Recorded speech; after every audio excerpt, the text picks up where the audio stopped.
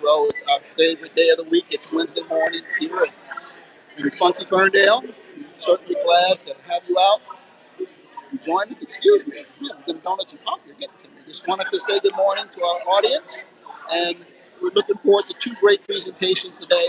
One from a returning presenter and one from a new presenter. So stay tuned.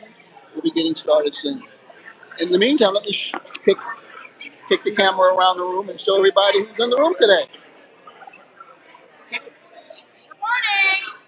Morning. This is an YouTube audience. Say good morning, everyone. Say good morning. Woo-hoo. Morning. How are you? Good. We're on YouTube Live. Say good morning. How you doing?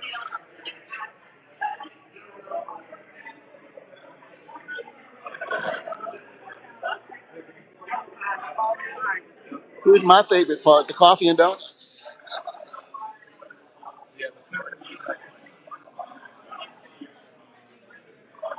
Woo-hoo, there we go. Say hey, Michael. May not be here, but you need to be here. But if you're online, that's a good thing. Because there's some great people here. It's about community. It's about togetherness. It's about sharing this work. Because guess what? Business is a team sport. Guess what? This is Michael. He's going to be an AI architect, text architect. Thank you, Michael. This is the reason we do this every Wednesday morning, because of people like him. So sit back, enjoy. We'll be joining soon. We'll be starting soon, I should say.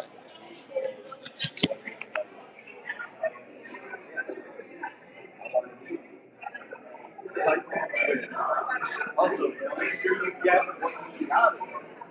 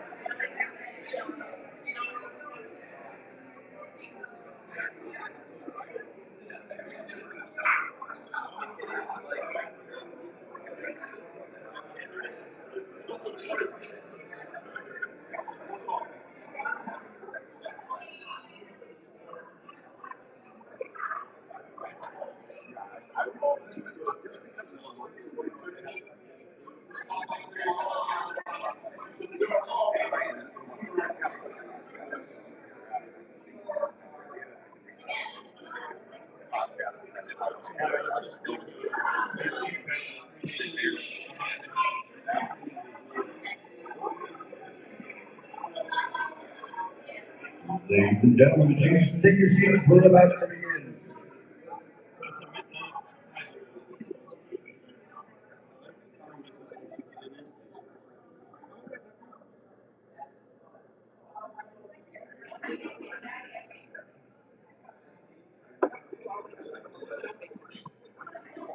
Absolutely. Yeah, come on.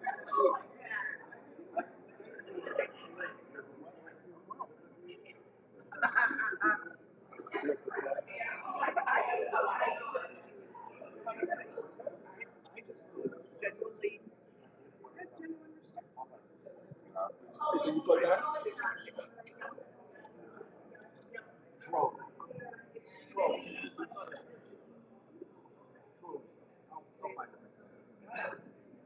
All right. Good morning, ladies and gentlemen. Friends of all sizes. My name is PJ. Welcome to 1 Million Cups. Yeah. All right. Energy. Excitement. Applause. Kind of. All right. Let's get the slideshow up. Is this right? Oh, I should probably do that. A video. You show me faster. Well, welcome to 1 Million Cups. We do this every Wednesday morning, 9 a.m. We bring a couple of entrepreneurs in to talk about what they're dealing with, give you a chance to offer feedback. It starts with the slideshow, which is up right now. Thank you, Tony. All right, so you can stream us. Oh, by the way, if you like QR codes, hold on, because it's a QR code parade. So get your phones out, and you can scan little boxes to your heart's content. If you want to stream us, we're on YouTube, we're on Zoom. You can go to 1 Million Cups and watch us when you're not here, if you just really miss this energy. If you want to present, we're always looking for new presenters. We've got, I think, the next month filled, but it doesn't go much farther than that. If you've got a small business and you have problems because you have a small business, because you have problems because you have a small business, you can come here, you can talk to other people who are going through the same thing, and get hopefully some helpful advice to move you forward. And then follow us. We're on social media, because that's what you do. All right. 1 Million Cups provides a supportive, inclusive space for entrepreneurs and their communities to gather and connect, where they can walk through business challenges and identify opportunities together. I put together at the end, because it should have been there in the first place.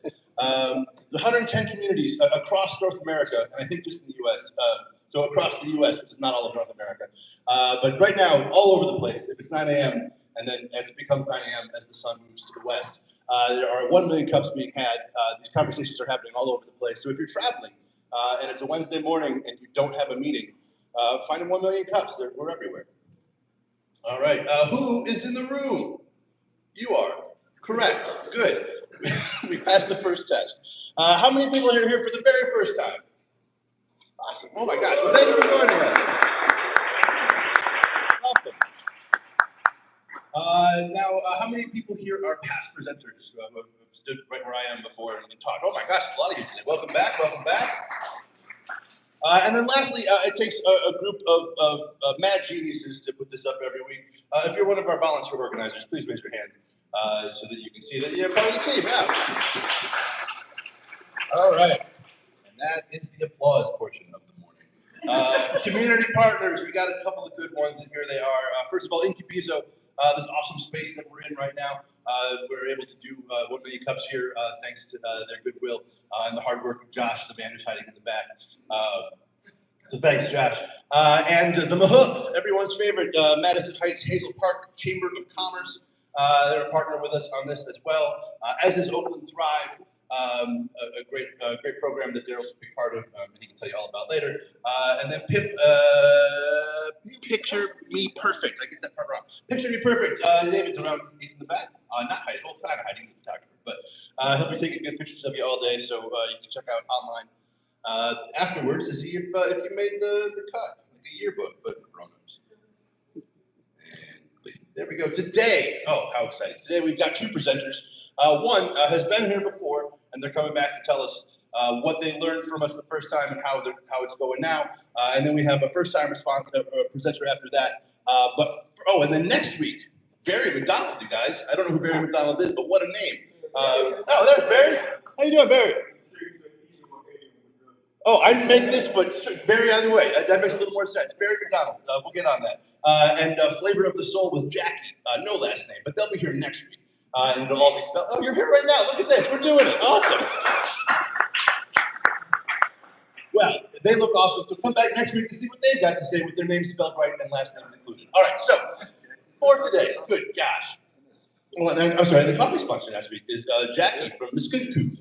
Yeah, she's also over there. Michigan Student General Credit Union. Schools and Government. Schools and Government. All right. I shouldn't try to do acronyms. All right. But right now, we've got our coffee sponsor for today, which is a gentleman named Ted Williams of Insperity, not from baseball. He is our coffee sponsor. Oh, but before we get to him, if you want to sponsor the coffee for 1 million cups, it's that little stand over there that Curtis is modeling for us right now. Excellent job, Curtis. Yes? Oh, look at that. The muscles, the coffee, donuts, it's great. So, if you want to be a coffee sponsor, I've clearly had too much. You can email us, you can talk to Christina, and you can provide the coffee, come up, talk a little bit about your business. The coffee sponsor actually gets to pitch in the morning, so they get to say what they're trying to sell. The presenters have to talk about more about their business and what they're working on. So if you want to spend a little bit of money, you get a little time up here to talk about what you're doing. And with that, let's welcome Ted Williams to the stage.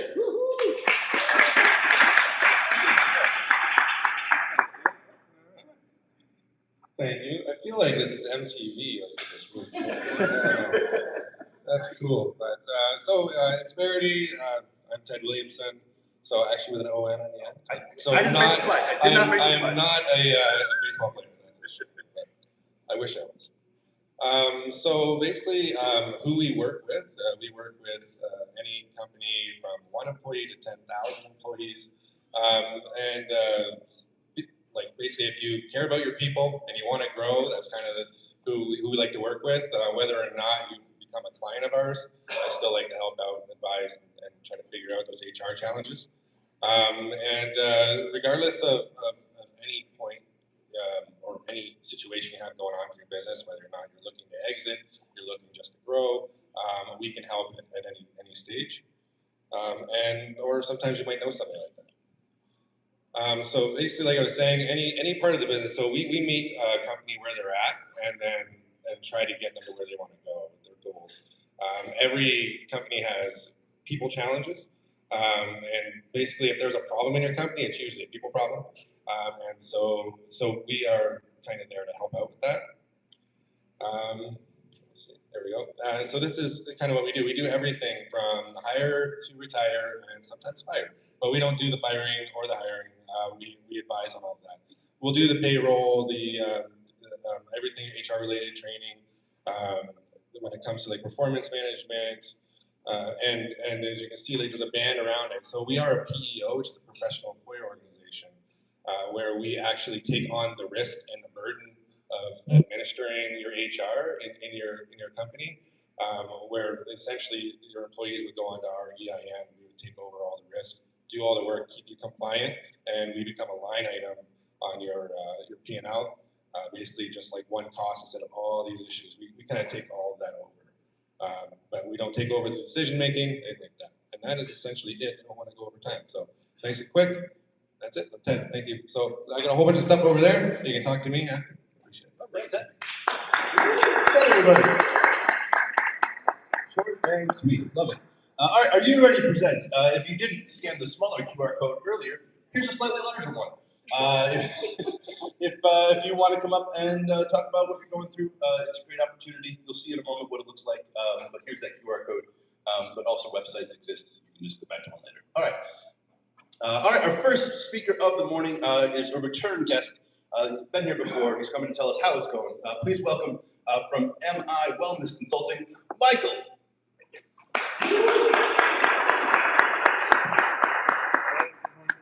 Hello, good morning, everyone. My name is Dr. Michael Yeager, and I am from MI Wellness Consulting, and I'm a return presenter. There we go. And so I wanted to give a little bit of an update on kind of my company and where things are at. So for those of you who haven't seen me before, my company, I really focus on helping physicians find the coaching support that they need. I also work with other kind of community leaders, but physicians has really been my main kind of audience that I've worked with. The goal with my business is to help them stay healthy, improve their performance capacity, and rapidly get them back on track if they're having health issues come up. And so a lot of what I do is provide targeted intensive support. Sometimes there's a few clients that I take over like primary care provider responsibilities for, but in general, I kind of work as an adjunct to really provide them with a lot of additional hands-on support to get them where they need to be. The question that I came up here with last time was how do I effectively reach my target audience? The biggest challenge for me in my business is I do something that nobody else really does, and a lot of my colleagues don't know it exists. And so once you're outside of a major healthcare organization, it's hard to get connected with your other physician colleagues because of how our healthcare system's gone. So that was kind of the challenge that we were working on addressing last time. Ideas that kind of came from my last presentation that I found to be quite helpful in connecting with my audience was actually developing a one-pager that I was able to send to other service providers, mental health professionals, so they could understand kind of that there is somebody that can provide that additional physical health support for clients that they have. I was a featured presenter at the Rural EMS Mental Health Conference up in Traverse City this year, and that put me in front of decision makers for many of the EMS organizations across the state. And then I also gave the Michigan State Medical Society Grand Rounds for February, and so I was like the presenter of the month for the Medical Society. And then I recently completed interviews for 2 podcasts. I think the first one's coming out this upcoming Sunday. So all of those things have kind of been going and building. And again, were kind of ideas that were brought from here. The other thing that changed was I did revise my website to include some feature endorsements. With work that I do, it's a little complicated with putting some of those things up, but I think I navigated a way to kind of do that. And so I, have had some positive feedback from those changes to the site. And so again, those were all ideas that came from all the people that came up last time, and it was really helpful to have that. Updates on my business now. So, I've become a lot more connected with the Michigan State Medical Society, which I think has been a good outlet for me because they do have in-person and then virtual events, and it's, helped me get connected with my colleagues a little bit more.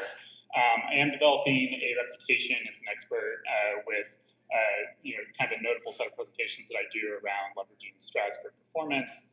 And I'm getting these interviews, I'm doing committee work with some different organizations, and so that's been helpful.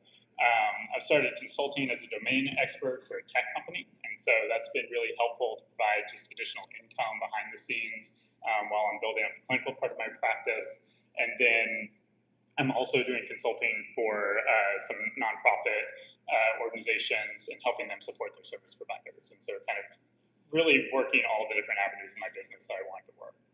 The kind of great thing is about 1 year ago, I graduated from residency and kind of really jumped into this full time. In that time, I've been able to pay off all my business debt.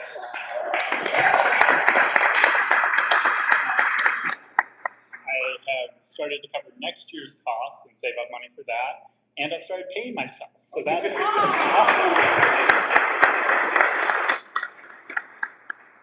So, I'm obviously quite happy with where things are at right now, especially in year 1. I'm still trying to grow the clinical aspect of my business, and I knew that was going to take time to do. And so that's kind of our next step. The question that I'm kind of coming up with today is, now that I'm getting these opportunities, now that I'm getting more exposure, now I'm getting these interview opportunities, one of the things I'm trying to figure out how to navigate is how to leverage my unique identity without alienating others and pigeonholing myself. So one of the challenges for me was when I was in a major healthcare organization, being a queer Indigenous person was a major asset. It made it so I had a 6-month wait time for people trying to get in with me. I had a reputation for being extremely effective with my patients, and I had people from marginalized communities that were sending family members to me and that sort of thing. There was this kind of easy kind of referral pathway because I was part of a large organization, and there was a lot of kind of contrast with other people around. It was easy to get people to want to see me because of those attributes. And I do know that, really in terms of my effectiveness, people like healthcare providers that resonate with them. And I know that that's an asset for me in terms of the kind of audience that I'm working towards. I don't know that every physician is going to find me to be the right fit for them, but I know that there's a lot of other physicians that are out there that are struggling because they're, minoritized people in a healthcare system that are dealing with lots of challenges. And so I do think that's an asset for me in terms of who I am, my business, and what I do. The challenge, though, is I'm, like I said, trying to not pigeonhole myself too much. I do work with the first responder community. I don't necessarily talk about being queer when I'm working with the first responder community as much because there's a little bit of a culture in that space where that's not as much of a thing, right? And so I'm trying to figure out how to navigate some of that as I'm building my business and trying to get to where I want to be.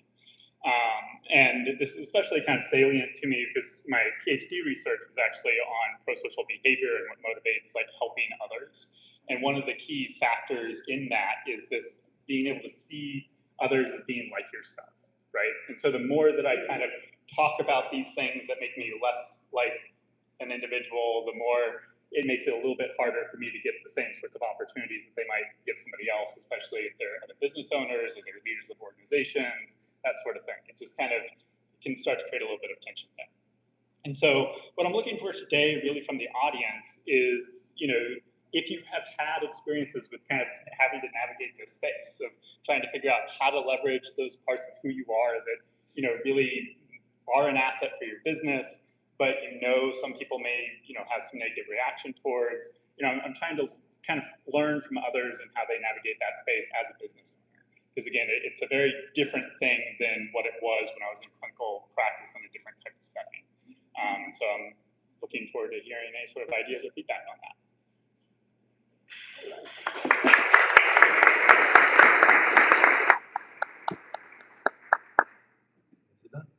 All right, so what will happen, I will get you frame, I know that. So what will happen now is if you have feedback from Michael, if you've been in a similar experience, if this resonates with you and you're able to help, we're gonna line up right in front of the coffees and come on up and give him some feedback. Oh, we got more slide. I was just also going to put this up while people are coming out. Yeah, so also, yeah, you can reach out to him through his website or Instagram if getting up in front of people isn't your jam. There's always social media. I will be here after the presentations are done, so if you want to talk not in front of everybody, we can do that as well. All right, well, while we're slowly waiting for Michelle to make her way around. Yeah, you made it. Just come on up to the front of the line. Yeah, I know you're studying as you go. Congratulations. I just want to shake your hand. This is a great summary of what you've done, Michelle Armstrong with IgniteSales.ai.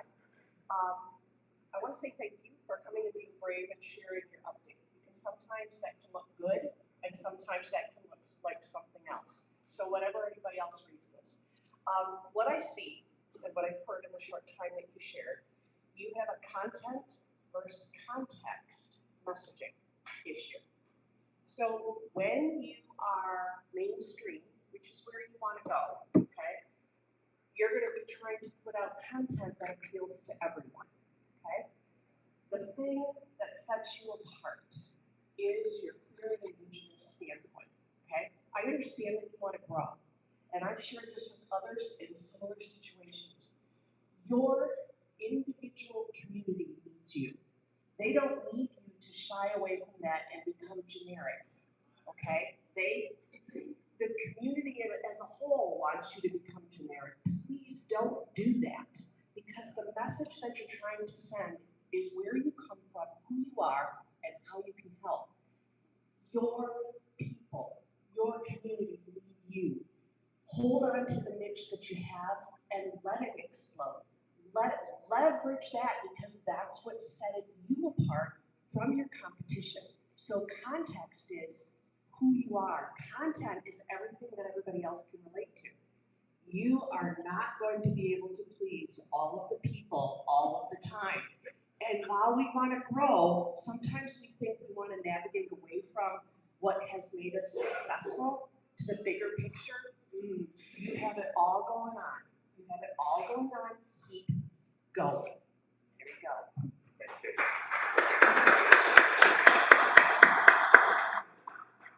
Hey, Michael, how are you? I'm doing well. Good. See you again. Good to see you as well. Congratulations. Okay. So I'm gonna share a couple things that may be a bit controversial, might even be canceled, but I'm gonna say it anyway.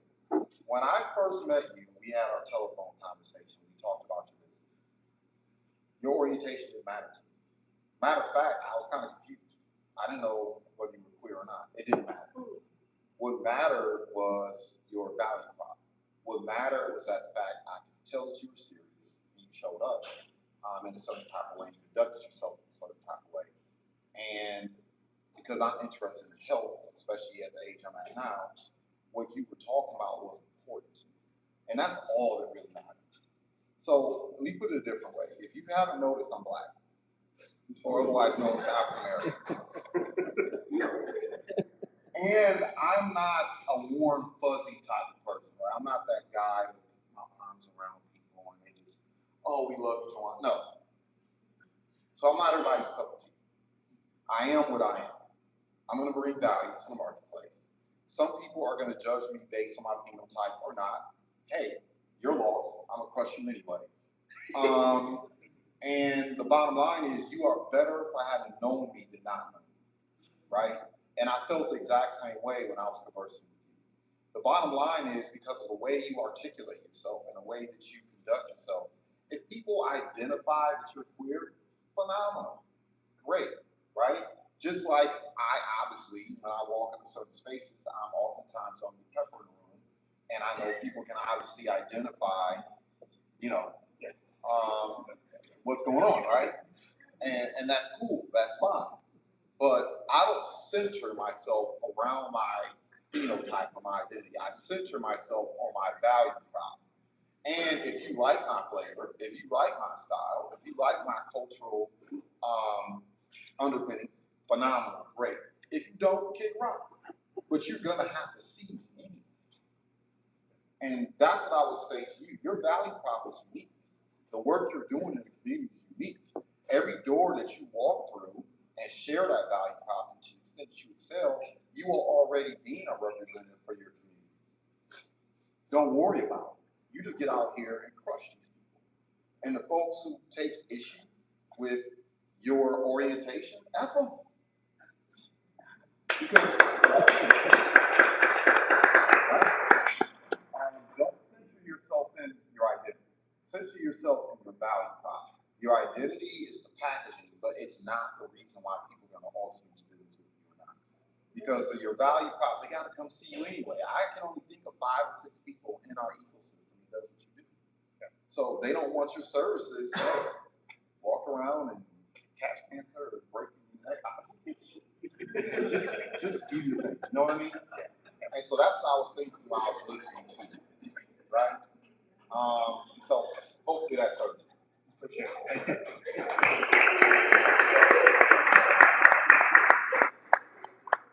Michael? You gotta follow that, huh?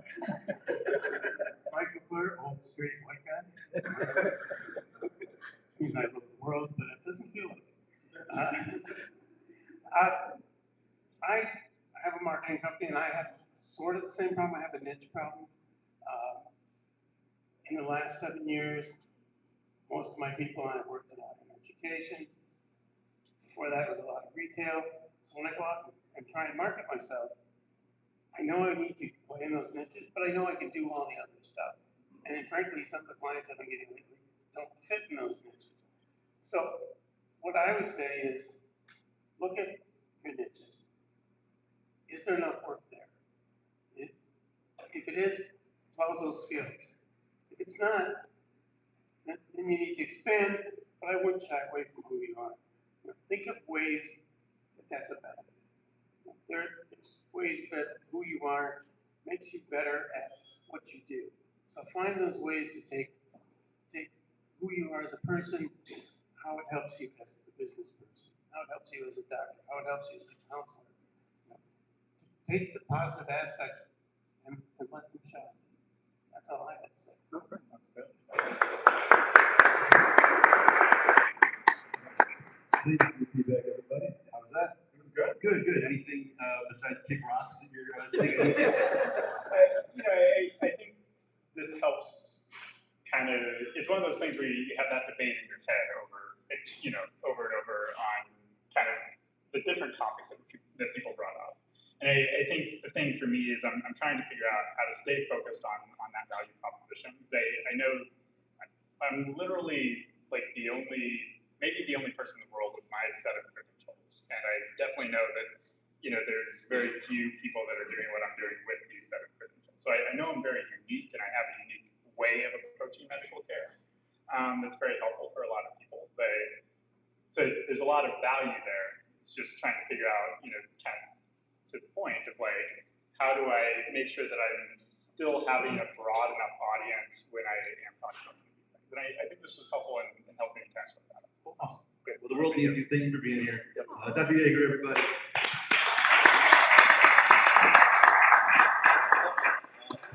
All right, we have another presenter here. This is their first time coming in.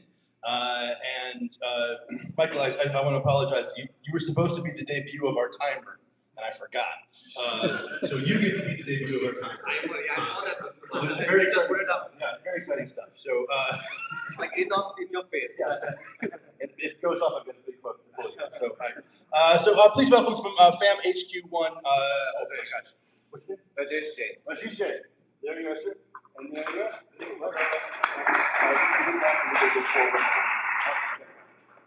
Good morning, everyone. How's everyone doing? Good. Alright, so this is my first time I'm presenting in front of the audience over here. So hope everything goes well. My name is Rajesh, and I'm here to present this idea about a family, one HQ. It's a family operating system. It's designed to help families organize important information, especially small business owners. How do you organize information around documents, subscriptions, responsibilities? We all over here are small business owners. We have, I'm assuming we all have the similar problems. We have multiple bank accounts, investment accounts, business licenses, MDOT licenses, LARA, and you name it. And then you have, subscriptions to take care of, passwords to take care of. The question that we struggle with is like, what happens if something unexpected happens to us? Where are the things? Where are those the important documents? Who's managing those documents? If there are some kind of subscriptions that are due, or if there are some kind of licenses due, when are they due? And how do we actually make sure that we are running our business at the same time organizing it well? So I started exploring this idea, like how do we create a trusted digital family headquarters or a small business headquarters where actually we can all stay organized.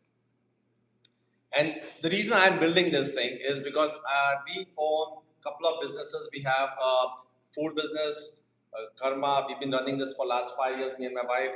I am actually, I also have cybersecurity businesses. I have like exited out of 2 and I have one more that I'm starting right now.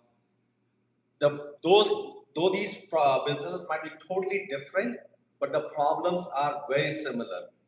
Both these businesses have similar problems. Whether it's a LLC or a S Corp or a C Corp, everyone has the same problem. And business partners, my business partner would know some part of it, and I would know some part of it. And then how do we make sure that we have access to the current information? Our employees have access to the current information, whether it is going to be a license or whether it's an insurance policy we need to submit it to if we are going to an event or something. So I started with that, like, hey, this is something that we are struggling with. I started building this thing, and then I started talking to people about it, like, hey, you are owning small businesses, do you have a similar problem? And I started discovering that everyone kind of are in the similar boat. They deserve, like everyone deserves visibility, business continuity, and preparedness in case something happens to them. So as I was in my customer discovery, this is something that I started earlier this year. I started talking to food entrepreneurs because we are in the food space. We also have some co-packers. I started talking to my sister. She's a doctor. She has a practice. I kind of like they have similar things. Information is scattered. People put things in Google Drives, iCloud Drives, notes, wherever they think they can. And then it's like not everyone in the family who's running the business knows everything. There's some people who know something and some people who don't know something. And then I started talking to financial advisors like my CPA, like, hey, how do you help? Can you help us organize? I was like, no, we just take care of only the financial part of it. Or we just take care of the state planning part of it. So it's like not one single place to organize everything. So the problem exists, but at the same time, I also started discovering one more thing is it is not a technology that's going to solve, it's a trust, like how much people trust someone else or a technology to solve the problem. So trust was a very important problem that I discovered as I was learning this whole area. So my current hypothesis, like I started building the software, but I'm a software geek, so I started building it. But before that, I started thinking, okay, let's build a community around it. And that's what my current hypothesis is. Let's say I need to actually think about building a community of small business owners who have similar problems and maybe start building educational content, maybe doing workshops, checklists, and seeing and discovering more info. And that's where I'm here today. I want to test, like, is community the right thing to do? And this is going to be open source. I'm not going to be making another business out of it because I already have 2 businesses to manage. But it's going to be like, hey, this can be a community-driven project where we all are in this together. So what I've built so far, I have like a website, but also I have a product that I've worked for our business, managing our businesses, which is AI-driven. Like I give a document to and tell the AI, hey, this is my MDOT license, store it in the wall, and then someone can go back and ask it, and they can actually fetch it. So it becomes easier for people to retrieve information and store it. And I started building that, but I stopped after I built that, and I was like, okay, let's build a community around it first. Let's make it open to everyone, and let's get some feedback. And is this something helping small business owners? So my ask from the community from this community of entrepreneurs is this something if I'm building a community, what would this community look like? Is it small business owners? What do you guys think I should be starting with? And how should I be approaching to build a community?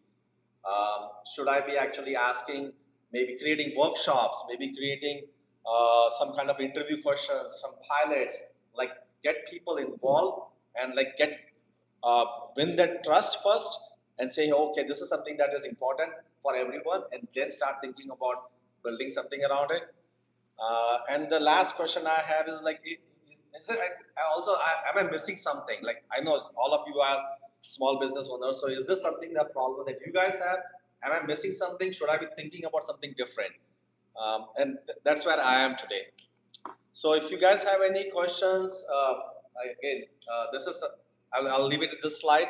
I would be willing to look at any kind of feedback, inputs, what I should be focusing on more as I build this thing. Round of applause, please. All right, so here's the community asked a couple of them actually. They're all good ones. Would you build a community first? How would you validate trust?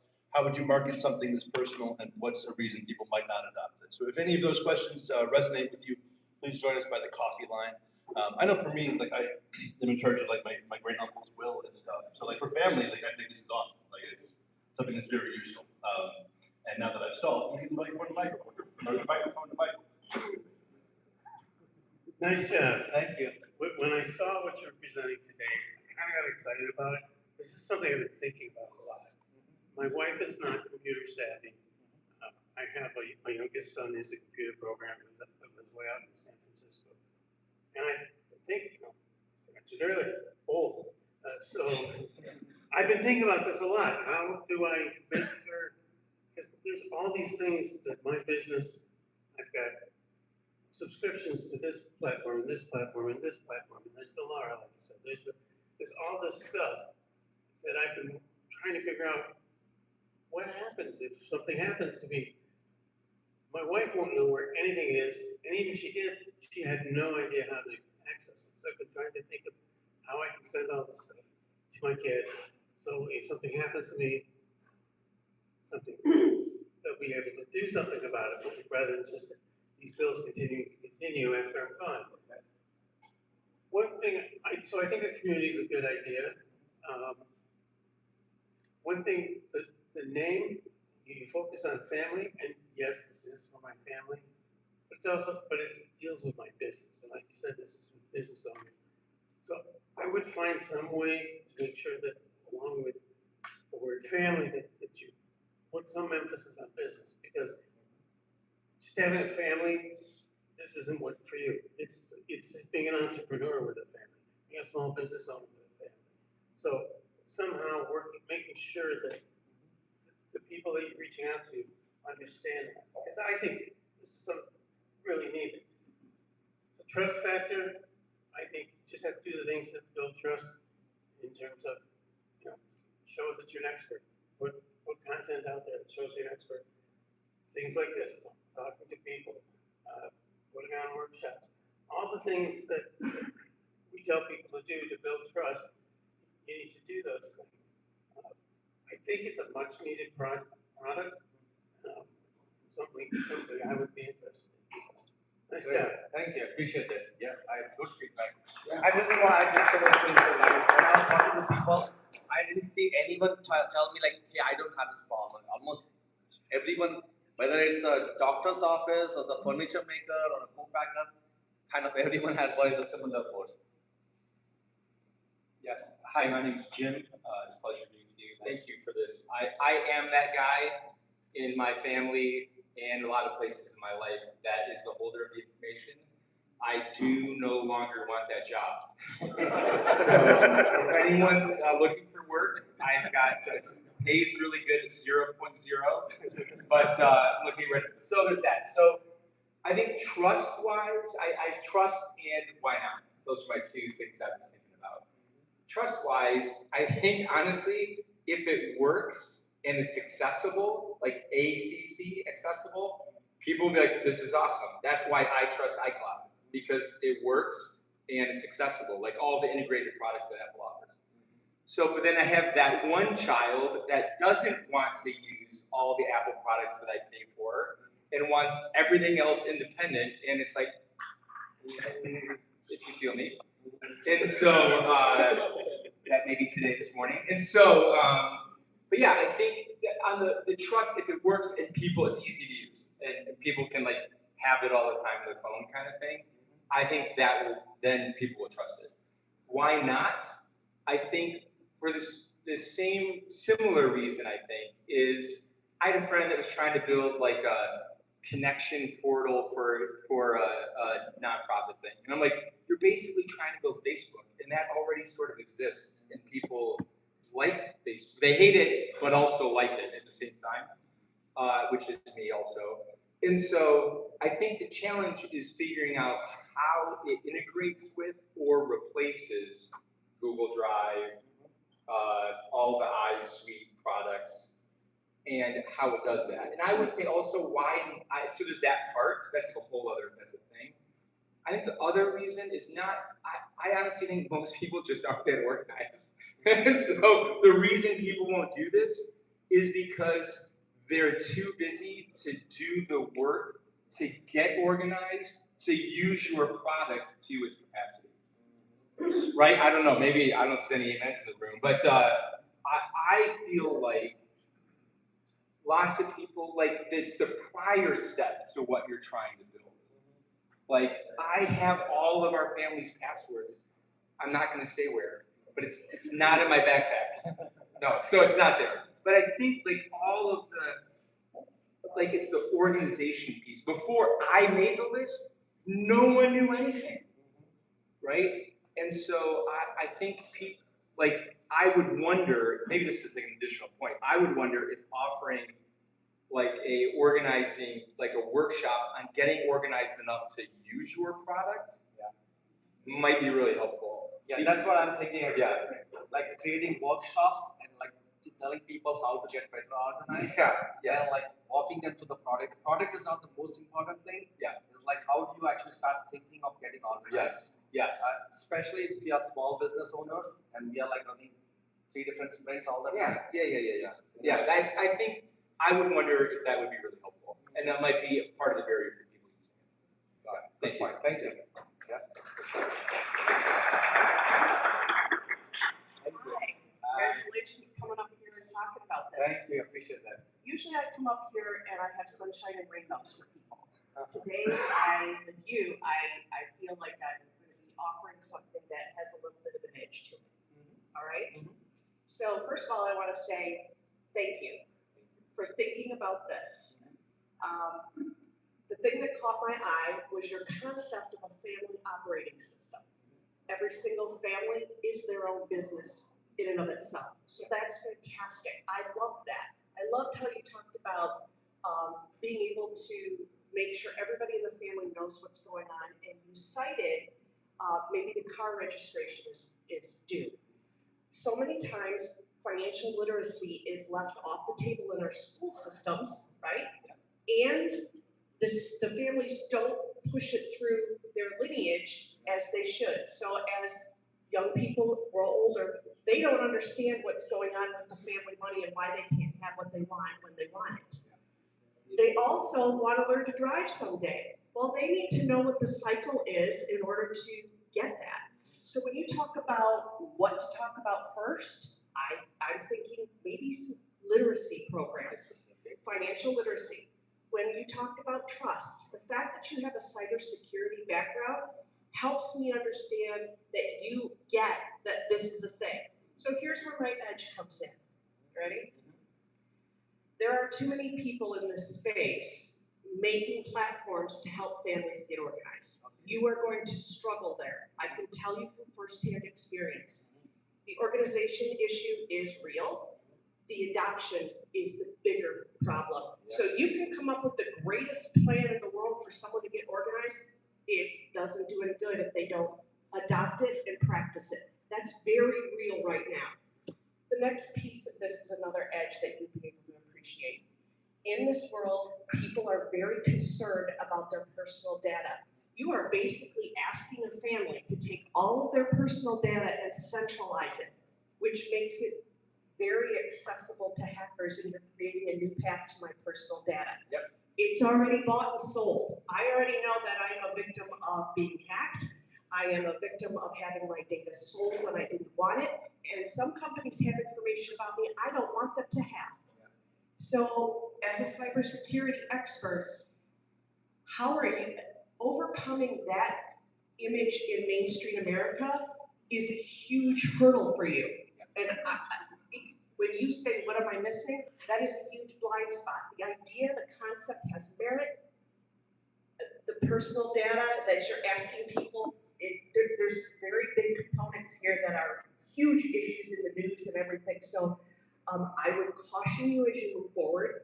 And my last piece is some of your best advice, are you ready, are going to come from seniors. Yep. They've been there, they've done that, they know this. I would recommend that you reach out to a senior center and ask those seniors, what do you think would work? Why would you ask them the same questions? They're going to give you amazing insight on how to infiltrate a community of people who are very cautious about their data and are very computer fumbling. Okay? So good luck with this. Good insights. Actually, on the cybersecurity part, this is one thing that kind of bothered me when I was building that. Like, I'm putting all my stuff there, and I have a cybersecurity background. It's like, okay, hold on, this is going to be a big issue. Hello. Hi. So, previous speakers probably took 90% off, so I don't want to be redundant. So I'm going to focus on something else instead, and I'm going to talk about position, right? When I was listening to you, my brain, like literally, I was like, I can't stop listening. She's about to have me think about this all day long. I think how you could position yourself with most business owners is simply this. I get up every single day, and the main reason why I build my business, of course, the impact on making the community that I'm building for my family. And the bottom line is, it's overload, right? Having to think about all these things, all these decisions that can take place. The fact that I'm kind of like the heartbeat of the financial situation in my family and to an extent even in my ecosystem, right? Thinking about that stuff every single day stresses me out.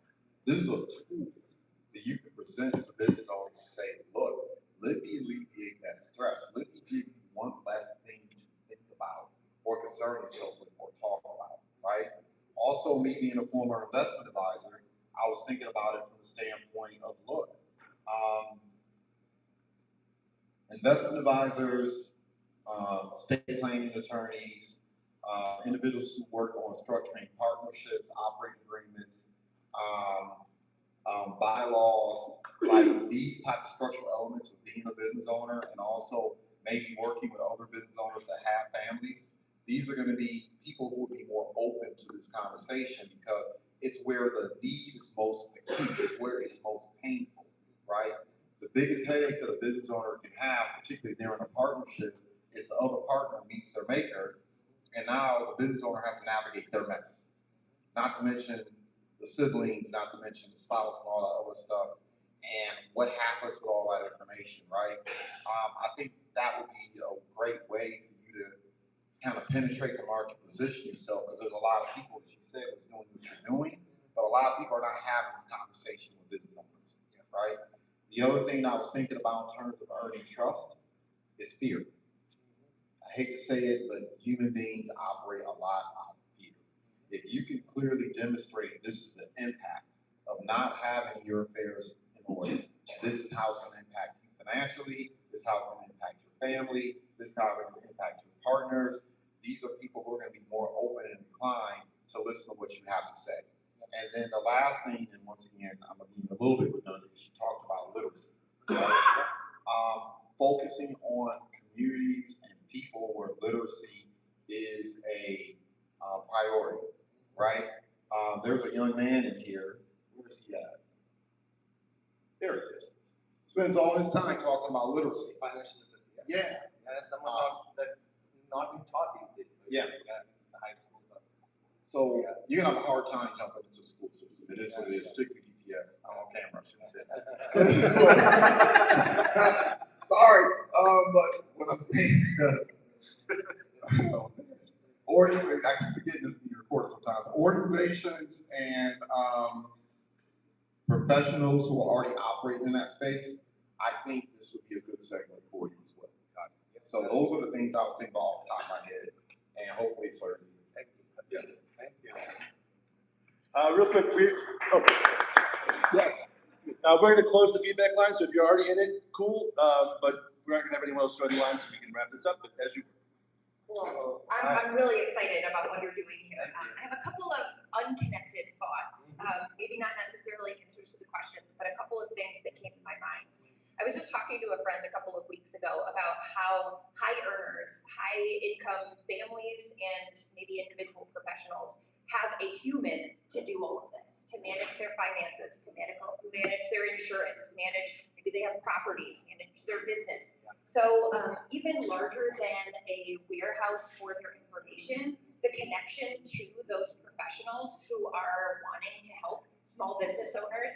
How do we get small business owners to be just as successful in their finance management in their business as the multimillionaires that have a human doing this? So this could possibly grow larger than the warehouse of data that your webinars or your connections or your seminars are bringing professionals in that want to be part of that journey for small business owners. Yeah. So those connectors, those businesses that support are now part of your ecosystem, and part of your platform is connecting them, as well as connecting them to each other, like rooms like this where you have other successful business owners. I want to know them. I want to know the investment companies that want my money and want to help me make money. So maybe that connection could be a piece of your business. Yes, no, that's a good point, because to your earlier point, like, when you talk to like multi-millionaires, people with a lot of money, they have like family offices managing all of that. Exactly. So that's where I started talking to some of the people in that area. I was like, okay, no, they have a person doing all of that work for them. Like, but if we are small business owners, right, like kind of like coming up, we don't have that person luxury of doing that. And we are like running our businesses as well as managing that. So being in those kind of situations, that's where the thought originated from. Yeah, I love it. Yeah. Love it. Thanks so much.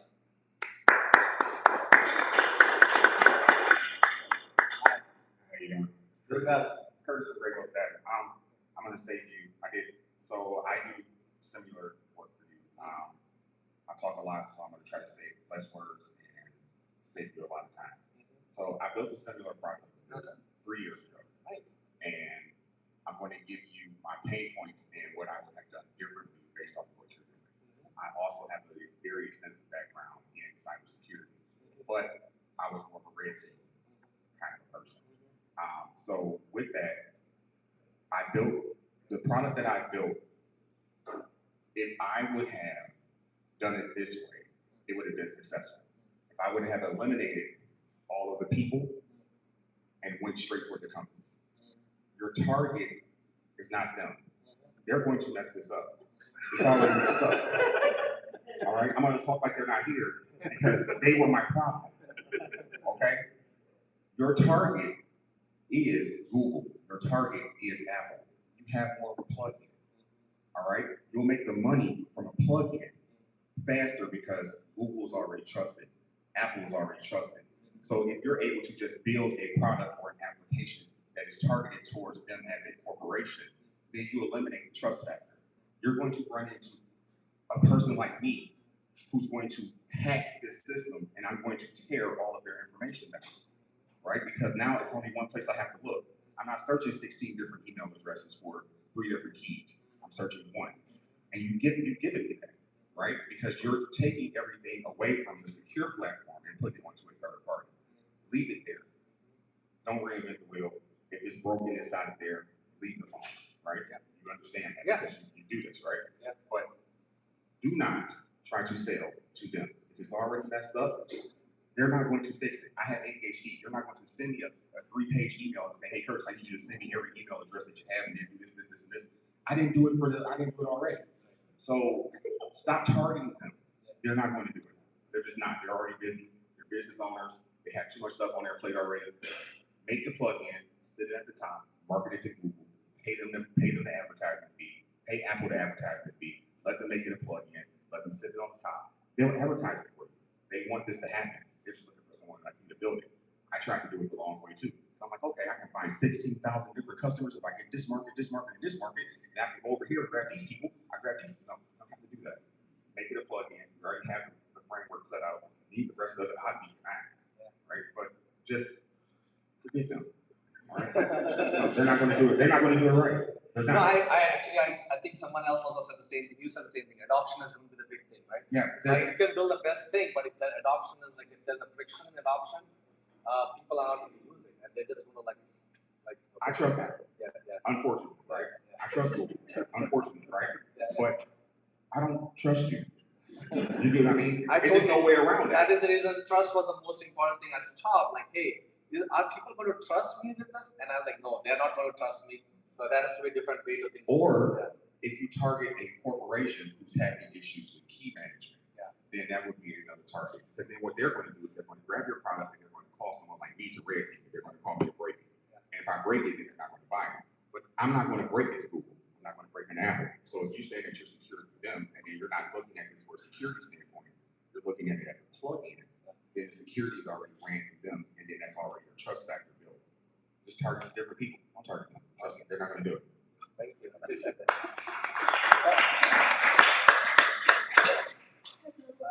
You have 1 minute. Okay, I have very short time. My name is Jackie from Flavor for the Soul, and I have experience from having to go in my mother's email to find her life insurance, to find her baby information. So I had access to her email, but we didn't have it organized. So my comment is piggybacking off everyone else, but perhaps your plugin is also with people with prepaid funeral, being funeralized, because they are organized. So somebody like Neptune Society, you can have their plugin with them. So when the client actually input everything, and so at their passing, Neptune Society, for example, it's entered, it says their beneficiary everything. As far as their prepaid funeral, their prepaid whatever, and all of that information is sent to them. So perhaps the plugin is business to business and not to person. Right. That's cool. Thank you. So that next week for Jackie's presentation. All right. So aside from ignoring all of us, what was the feedback you got today? I think that was really good. There's so much in the process, but I think, and I think similar to what I had similar intuitions when I was building this thing. Trust was important, targeting the right people, adoption, the friction in terms of like how do you make sure that people, we all are doing other businesses, and this is something maybe should not be a distraction. It should be like sliding, like how iCloud slides in, I don't even pay attention to it, like I use it. You get a bill once a month and you're like, oh yeah, I got that. Yeah, so those are good things to think about. I think the workshops, financial literacy, that's really good. I think that's a good starting point. So there are a lot of things to take from. Awesome. Okay, well thank you for coming out today. A round of applause.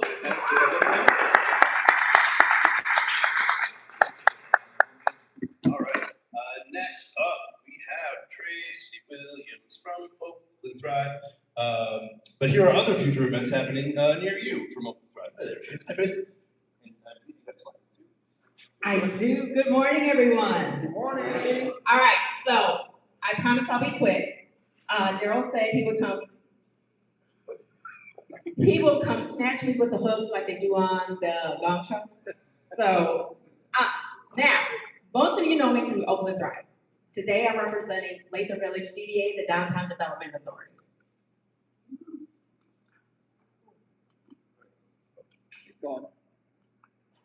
Oh, there we go.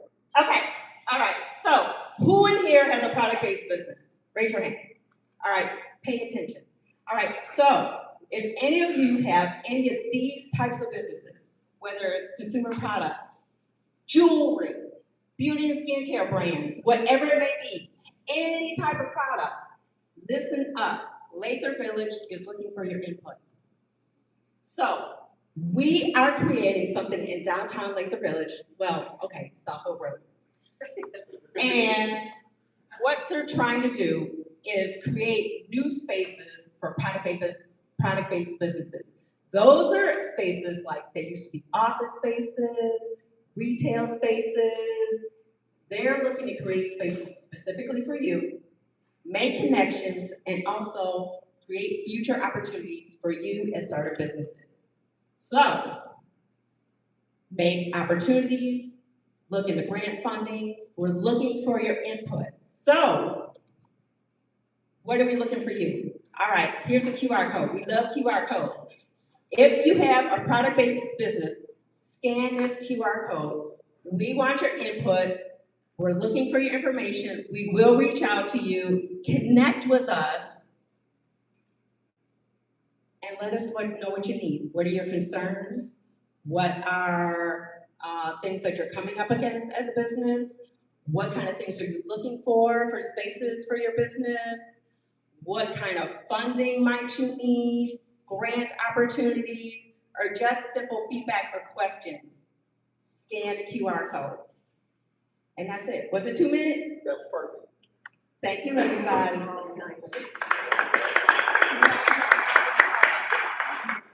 Thank you so much, and we're excited about what's going on in Lakewood Village. That is amazing.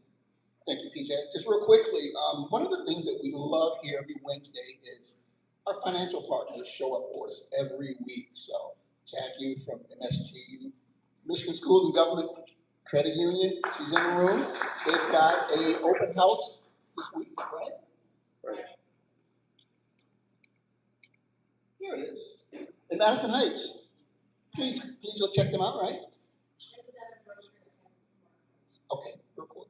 Also, Credit Union 1 is in the house. Please give them a hand.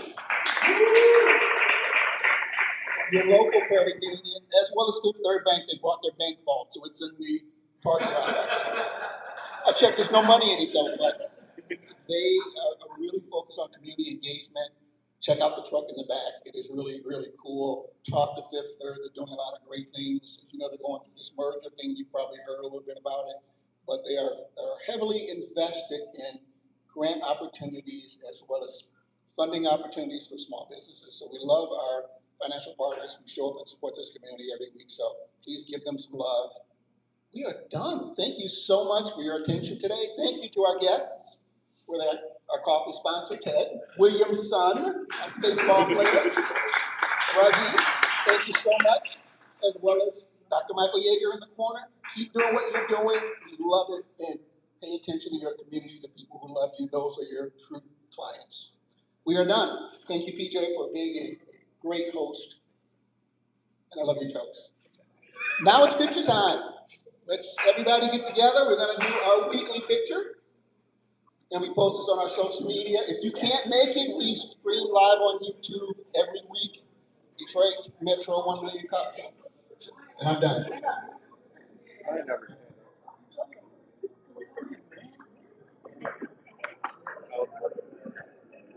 I'll lock it.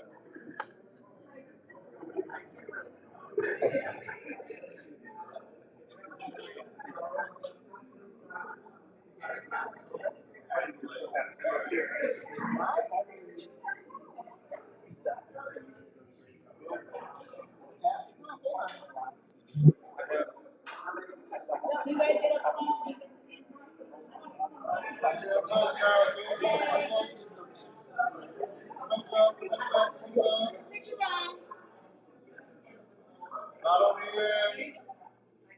I got the right here, right here. 1, 2, 3. Or 1, 2, and 3. Gotcha. All right. As a reminder, you can hang out today and work. Around 10:30, we want to keep the volume down a little bit for the folks that are working in the community. But thank you so much for coming out.